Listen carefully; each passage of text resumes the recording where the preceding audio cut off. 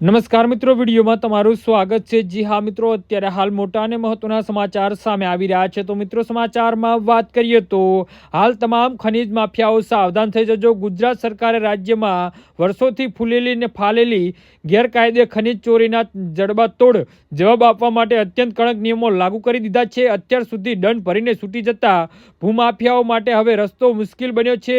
સરકારના નવા આદેશોએ ખનીજ ચોરોમાં ફફડાટ ફેલાવી દીધો છે। કડક નિયમો અને મહત્વની જોગવાઈઓના નવા નિયમો મુજબ જો કોઈ વાહન ગેરકાયદે ખનીજ વહન કરતા પકડાશે તો તે 30 દિવસ સુધી કોઈ પણ સંજોગોમાં છોડવામાં આવશે નહીં। સૌથી મહત્વનો નિર્ણય તો એ લેવામાં આવે છે કે વાહન 3 થી વધુ વખત ખનીજ ચોરીમાં પકડાશે તે વાહનને સીધું જ શ્રી સરકાર કરી દેવામાં આવશે। એટલે કે વાહન માલિકી કાયમી ધોરણે પોતાનું વાહન ગુમાવી પડશે।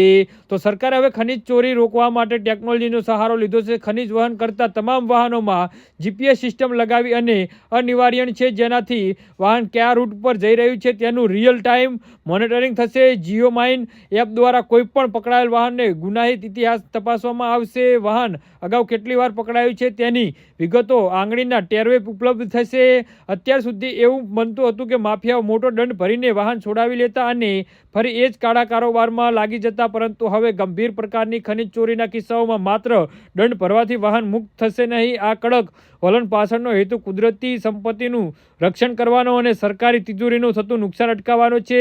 રાજ્ય સરકારના આક્રમણ અભિગમથી ગેરકાયદે રેતી ખનન અને પથ્થર ચોરી કરતા તત્વો પર લગામ કસે તેવું ચોક્કસપણે લાગી રહ્યું છે। જી હા મિત્રો, તો આના વિશે તમારું શું કહેવું છે તો નીચે મારી કમેન્ટ બોક્સમાં જરૂરથી જણાવજો અને અમારી યુટ્યુબ ચેનલને સબસ્ક્રાઈબ કરવાની ભૂલતા નહીં। ધન્યવાદ।